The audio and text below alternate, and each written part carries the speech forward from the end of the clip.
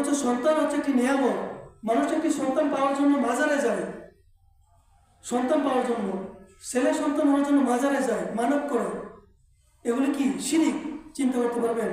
সেই সন্তানের জন্য মানত করছে গিয়ে শিরিকি কাজ করছে, তার ইহকাল এবং পরকাল দুটোই হারাচ্ছে।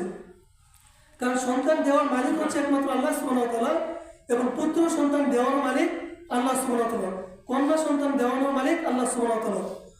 সূরা শূরা 49 এবং 50 নম্বরে আল্লাহ বলেন, ইয়াহাবু লিমান ইয়াশাউ ইনাসা ওয়া ইয়াহাবু লিমান ইয়াশাউ যুকুরা। যে আল্লাহ সুবহানাহু ওয়া তাআলা যাকে ইচ্ছা কন্যা সন্তান দেন, যাকে ইচ্ছা পুত্র সন্তান দেন, 50 নম্বরে বলছেন, এবং যাকে ইচ্ছা কন্যা এবং পুত্র উভয়টাই দেন, আবার যাকে ইচ্ছা কোনটাই দেন না। তাহলে সন্তান দেওয়া না দেওয়া, পুত্র কন্যা সব কিছু মালিক হচ্ছে আল্লাহ সুবহানাহু ওয়া তাআলা। এগুলোর জন্য আপনি স্ত্রীকেও দায়বদ্ধ করতে পারবেন না। কারণ কোনো স্ত্রীর কি ক্ষমতা আছে সন্তান দেওয়ার? সন্তান দেওয়ার কোনো স্ত্রীর তো ক্ষমতা নেই। আপনি স্ত্রীকে তালাক দিচ্ছেন, কেন দিচ্ছেন? স্ত্রীর তো ক্ষমতা নেই সন্তান দেওয়ার। সন্তান দেওয়ার মালিক হচ্ছে আল্লাহ সুবহানাহু ওয়া তাআলা।